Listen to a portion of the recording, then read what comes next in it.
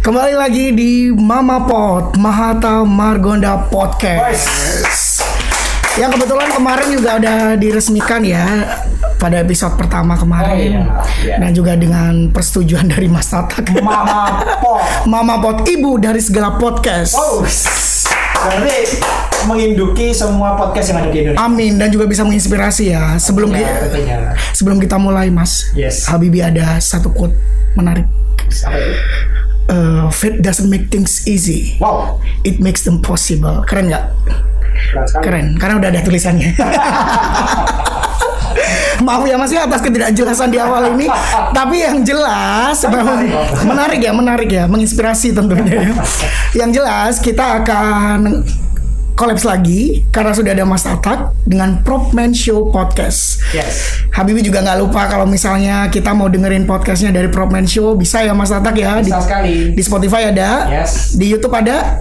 Belum? Akan segera ya. Berarti kalau di YouTube nontonnya Mama Pod duluan ya. Oke, Mas Tatak, kalau kemarin kita udah sempat obrolin tentang service charge, kepraktisan hidup di apartemen, bagaimana kenyamanan di sana itu dijunjung tinggi gitu kan. Beda kalau dengan hunian-hunian lain, salah satunya Mahata Margonda tentunya ya Mas Tatak ya. Nah, kalau misalnya sekarang Habibie ini pengen tahu gimana sih social life atau kehidupan di apartemen. Secara kita kan tinggalnya per unit ya, kayak di hotel seperti itu, dengan kepraktisannya juga, dengan mobilitas tinggi juga. Social life secara umum kalau misalnya di apartemen, apalagi Mas Tatak sendiri selain juga dari properti manajemen Perumnas, itu juga pernah tinggal di apartemen. Coba kasih tahu deh insight atau pengalaman pribadinya kalau tinggal di apartemen. Yang pasti semuanya sebetulnya secara kenyamanan kita lebih nyaman untuk tinggal di apartemen karena beberapa hal terkait dengan tadi kepraktisan untuk kita bisa menjelajah kota, kemudian secara waktu juga kita lebih terkontrol, secara biaya juga lebih hemat ketika kita biaya perjalanan atau biaya transportasi lebih dekat dengan kantor. Kemudian secara mutu dan kualitas hidup juga lebih bagus karena kita tidak capek di jalan. Kemudian ketika bangun pagi kita juga lebih fit, dan nanti selanjutnya melakukan aktivitas kita juga lebih fresh. Nah, salah satu keuntungan tadi kalau kita konklusi sedikit gitu, sebetulnya BMB-nya dapat biaya, mutu dan waktunya. Udah keren banget. Jadi memang hidup di apartemen menjadi salah satu kehandalan tersendiri bagi anak muda zaman sekarang. Selain nantinya mungkin mereka juga akan kalau berkeinginan untuk tinggal di rented house juga tentunya punya kenyamanan tersendiri. Tapi terlepas dari itu semua, pengalaman yang ada bahwa hidup di apartemen memberikan banyak keuntungan untuk saat ini. Terutama adalah terkait dengan tadi secara biaya, secara mutu dan secara waktu kita. Jadi jangan ngaku hidupnya praktis dan simple kalau belum tinggalnya di apartemen ya. Karena emang apartemen itu kan memang lokasinya kan ya yang dijunjung tinggi gitu kan. Betul. Kayak Mahata Margonda nih. Pastinya. Di tengah, bisa dibilang kan permata di tengah Margonda Raya. Wah. Permata, emas, berlian. Iya udah itu ya, yang bagus-bagus udah ada di Mahata Margonda kan. Yang shining ada di Mahata. Akses langsungnya ke UI, terus juga terintegrasi langsung sama stasiun Pondok Cina gitu kan. Social life-nya yang secara pribadi saat Mas Tatak tinggal di apartemen itu yang dirasain ya Mas ya. Ada nggak sih Mas nanti momen-momen misalnya bisa berkumpul gitu tetangga satu sama lain gitu? Memang ada beberapa yang harus kita akui bahwa terkait dengan social life itu terutama untuk kebersamaan kita terhadap komunikasi dengan tetangga dan lain-lain itu akan terbatas di sana karena kehidupan antara masing-masing penghuni itu juga berbeda-beda dengan privasinya masing-masing, dengan tingkat keamanannya masing-masing, dan ini sesuatu yang memang harus diakui agak sedikit kurang di apartemen. Tapi di luar itu semua, secara kegiatan pribadi, apartemen memberikan sesuatu yang lebih dari performa kita saat nanti kita menjalani aktivitas di pagi hari selanjutnya. Tapi kalau terkait tadi kehidupan yang bertetangga dan lain-lain, memang tidak banyak ruang yang bisa diaplikasikan di situ. Kecuali memang terkadang karena mereka sudah bertetangga dan kemudian kenal saudara dan lain-lain, biasanya janjiannya di area publik gitu. Di area publik ya, yang udah disediain gitu ya sama apartemen ya. Kalau misalnya nih ya, Habibie pernah baca-baca nih bagaimana misalnya kebetulan juga Habibie tuh belum pernah tinggal di apartemen kan. Besok harus coba. Harus coba. Harus nyoba dan harus punya. Harus punya, amin. Dengan kepraktisannya tentunya ya. Itu Habibie googling cari ada istilah yang namanya P3SRS. Habibie itu langsung P3SRS ini pertolongan pertama pada apa misalnya? Bukan ya, apa itu P3SRS itu?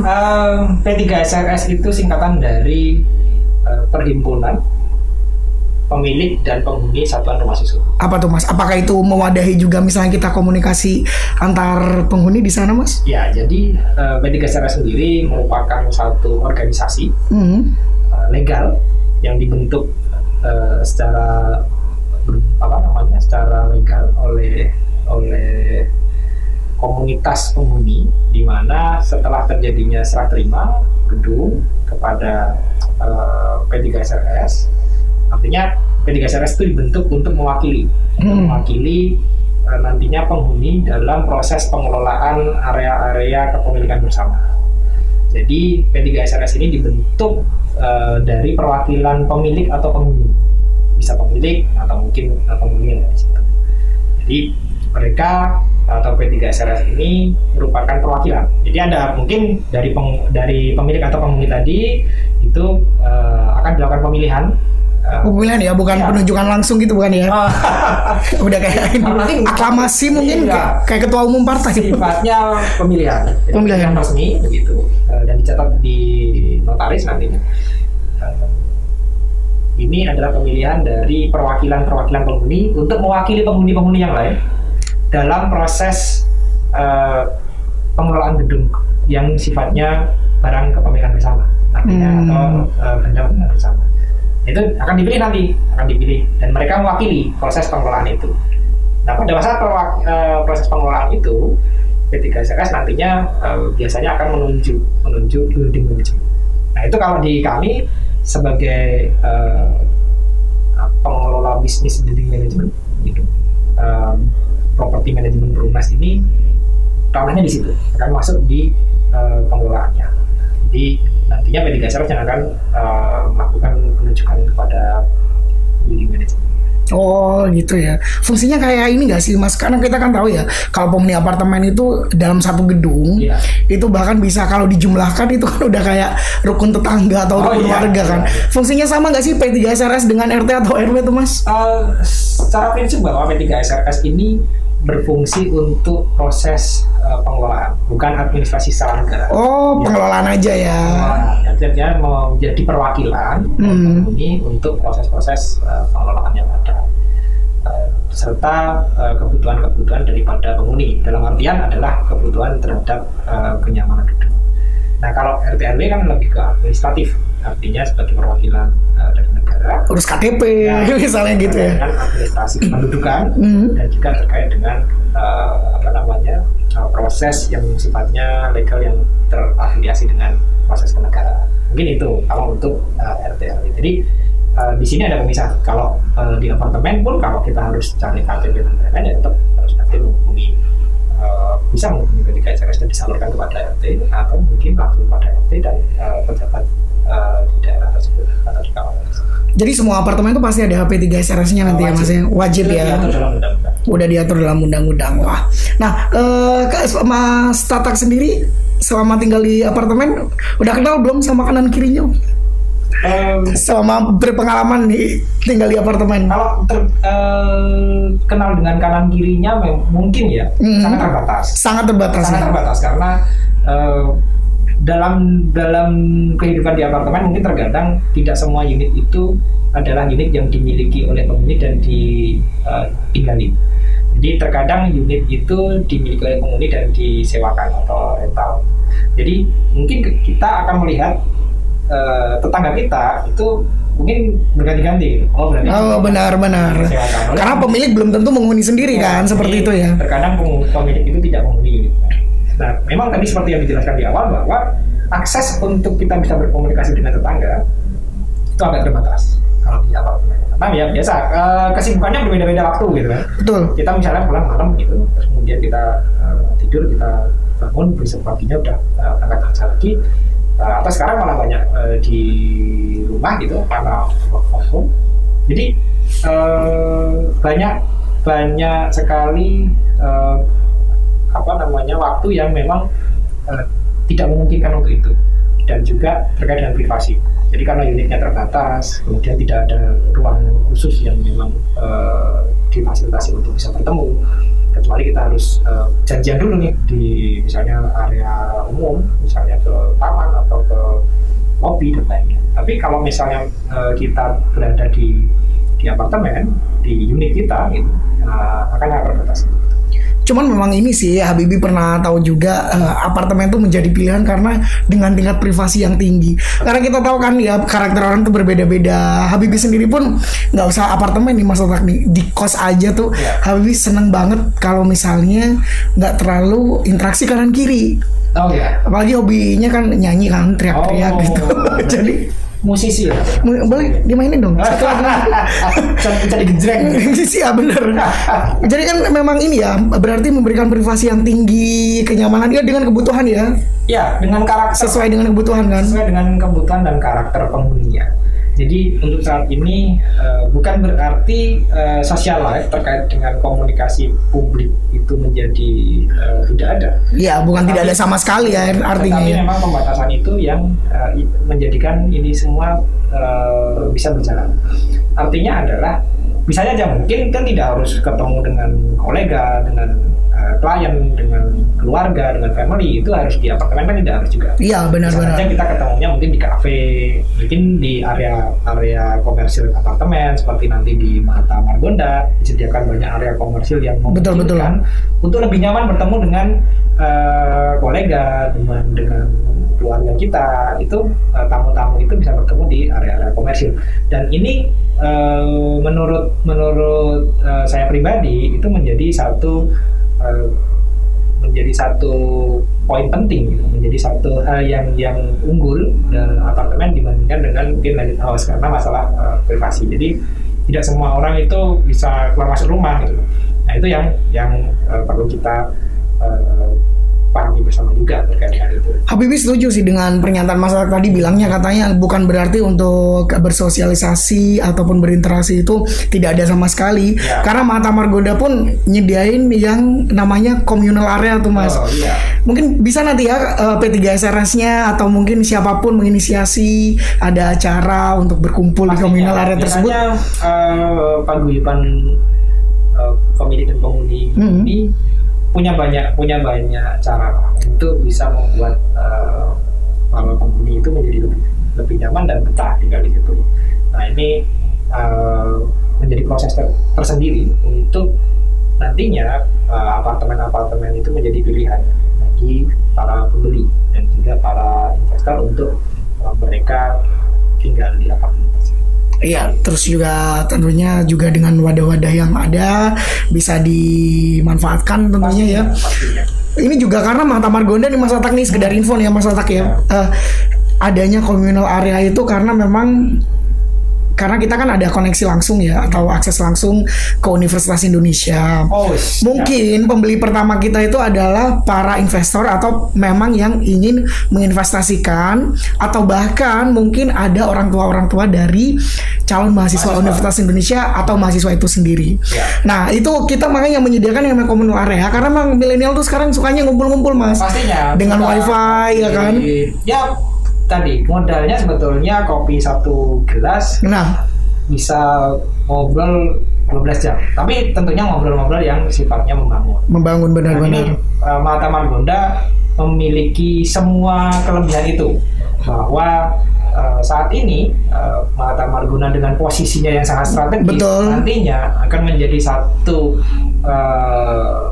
pinpoint tempat di mana orang akan berkumpul kemudian menikmati segala fasilitas dari Mata Margonda. Dan ini adalah kenyamanan tersendiri, ini adalah sebuah potensi tersendiri bagi para pembeli, bagi para investor, dan tentunya bagi Perumnas juga ya. Berarti kita juga bisa ambil kesimpulan kalau misalnya sebenarnya social life di Mata Margonda itu bisa diwadahi juga dengan fasilitas-fasilitas yang sudah ada. Pastinya. Intinya tidak terlalu membuka privasi juga, tapi tidak menutup yang namanya interaksi sosial seperti itu Mas Tatak ya. Pasti. Wah, ini tentunya juga pasti bikin orang-orang yang lagi dengerin kita Mas Tatak sekarang nih ya, udah mulai terbuka nih pikirannya kalau misalnya memang di apartemen sama Mata Margonda ini memberikan yang namanya jaminan investasi, akses langsung misalnya tadi ke Universitas Indonesia. Itu sudah menjadi keunggulan yang dimiliki oleh Mata Margonda dan tidak dimiliki oleh apartemen-apartemen lain yang ada di sekitaran Margonda. Setuju. Dan ini tentunya akan memberikan sesuatu yang menarik nantinya bagi para pembeli, khususnya bagi para investor maupun bagi para calon penghuni dan juga ya mahasiswi Universitas Indonesia yang tinggal satu langkah menuju ke Mata Margonda. Nah, itu nanti kalau misalnya udah Mata Margonda udah siap untuk dihuni, apakah Mas Tatak juga akan ada di Mata Margonda, Mas Tatak? Ditunggu nih pastinya nih. Yang nonton pasti pada komentar di bawah. Mas Tatak, please asik. Jagain aku dong di Mata Margonda misalnya gitu. Saya nanti ngikut Mas Habibie. Kalau Mas Habibie jangan saya beli ya, nanti saya mutang sama Mas Habibie. Jadi pasti nanti kan ada BUPM nanti ya dari Perumnas nanti kan. Harapannya begitu. BUPM akan selalu berkolaborasi, selalu memberikan pelayanan yang terbaik dimanapun dibutuhkan terkait dengan pengelolaan, building management dan juga area komersil. Dan harapannya Mata Margonda bisa mempercayakan pengelolaan itu, kenyamanan penghuni dan juga fasilitas servis yang kami berikan kepada bisnis unit properti manajemen. Gak usah khawatir berarti kalau ada Mas Tatak nanti yang di sini. Tentunya. Gak usah khawatir. Udah terbukti ya. Proyek-proyek mana aja mungkin? Untuk saat ini kami sedang launch di Sentralan Cengkareng. Oh iya, itu Habibie yang ingat yang episode lalu ya disebutin ya. Sentralan Medan. Ini juga sekarang Medan. Ini juga proyek-proyek perdana yang sebelumnya kami sudah mengelola Grand Sentralan Karawang di Karawang. Wah. Ini kami juga masih terus belajar, kami juga masih terus mengembangkan diri untuk terus mencari inovasi-inovasi apa saja yang bisa untuk mengembangkan kenyamanan tentunya dan juga profesionalisme dalam proses pengelolaan gedung apartemen. Tentunya seperti itu.